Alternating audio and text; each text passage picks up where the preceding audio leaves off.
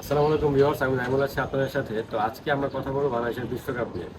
ইতিহাসে প্রথমবারের মতো 1999 সালের পর থেকে বাংলাদেশ কিন্তু প্রত্যেকটি বিশ্বকাপে অংশগ্রহণ করেছে, কিন্তু বর্তমানে সাম্প্রতিক যে ইস্যু চলছে বাংলাদেশের নিরাপত্তা সংখ্যা, সেই সংখ্যার কারণে কিন্তু বাংলাদেশ ভারতের যাওয়ার সিদ্ধান্ত থেকে বিরত থেকেছে, এবং যার কারণে কিন্তু আইসিসি বাংলাদেশকে এই বছর বিশ্বকাপ খেলতে দিবে না। যার কারণে কিন্তু এই প্রথমবারের মতো বাংলাদেশ এবারে বিশ্বকাপ খেলছে না, এবং বাংলাদেশকে সমর্থন জাগানোর মতো একটি দল, সেটা হচ্ছে পাকিস্তান, যারা কিন্তু বাংলাদেশের সমর্থন দিয়েছে যে বাংলাদেশ যদি বিশ্বকাপ না খেলে তারা হয়তো এই বিশ্বকাপটা বয়কট করতে পারে। এখন পাকিস্তান বিশ্বকাপ খেলবে নাকি খেলবে না এটা সিদ্ধান্ত দিবে হয়তো শুক্রবার।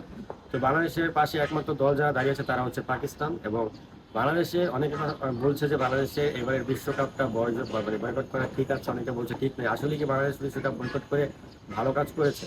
তো আমার কাছে মনে হয় যে না, বাংলাদেশ এবারে বিশ্বকাপটা বয়কট করে ভালো কাজ করেছে। কারণ সবসময় ভারত কিন্তু একটি আধিপত্যবাদ দেখায় ক্রিকেটের মোড়ল বলা হয় ভারতকে, এবং ভারতের সাথে ভারতের সাথে কোনো দলই কিন্তু আইসিসি ভারতকে সবসময় একটি সাপোর্ট দেয় এক্সট্রা ভাবে।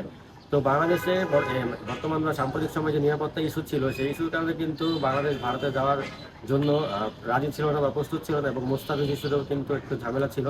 যার কারণে কিন্তু বাংলাদেশ এবার বিশ্বকাপ খেলতে ভারতের যাওয়াতে অসম্মতি জানিয়েছে, এবং তারা বলেছে বিশ্বকাপ খেলবে, কিন্তু প্রত্যেকটা ম্যাচ শ্রীলঙ্কায় হওয়া লাগবে। তো যার কারণে কিন্তু আইসিসি একটি মিটিং বসে এবং সেখানে ভোটাভুটি হয়।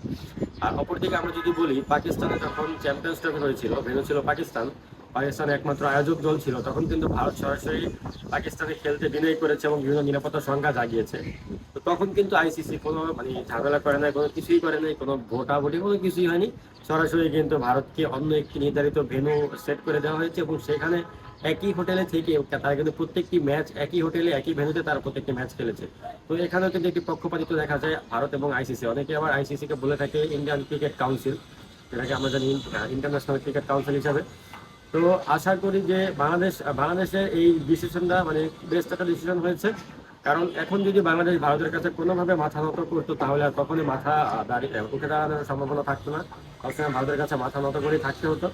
তো বাংলাদেশের এই ডিসিশনটাকে বাংলাদেশের সবাই সম্মান জানিয়েছে। কিছু কিছু ক্রীড়াপ্রেমিক দর্শক ছাড়া অনেকে বলছে যে বাংলাদেশ এবারে বিশ্বকাপ বয়কট করার কারণে বাংলাদেশ ক্রিকেটে অনেক হ্যাম্পার হবে, বাংলাদেশ ক্রিকেট অনেক ক্ষতির সম্মুখীন হবে, অনেক আর্থিকভাবে অনেক ক্ষতি হবে। কিন্তু বাংলাদেশ ক্রিকেট বিশ্বকাপে খেলে যতটুকু সম্মান অর্জন করতো বা নিজেদের বিশ্বকাপে খেলে যতটুকু মজা পেত বাংলাদেশের দর্শক, তার চেয়ে বেশি হয়তো সম্মানিত হয়েছে বাংলাদেশের দর্শক এইবার। কারণ বাংলাদেশ কিন্তু ভারতের কাছে মাথা নত করেনি, বাংলাদেশ কোনো ক্রিকেট বিশ্বের কাছে মাথা নত করেনি।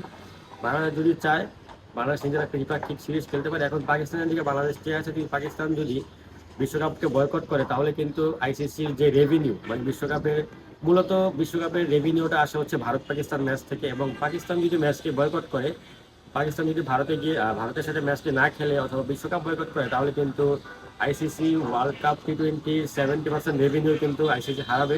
এবং যার কারণে কিন্তু ইন্ডিয়ান ক্রিকেট কাউন্সিল তারা কিন্তু ক্ষতির সম্মুখীন হবে। তো আমরা এখন অপেক্ষা আছি ভারত কি সিদ্ধান্ত নেয়। শুক্রবার মহসিন নাকভি বলেছে যে তাদের চূড়ান্ত সিদ্ধান্ত জানাবে। তো দেখা যাক ভারত কি সিদ্ধান্ত নেয়।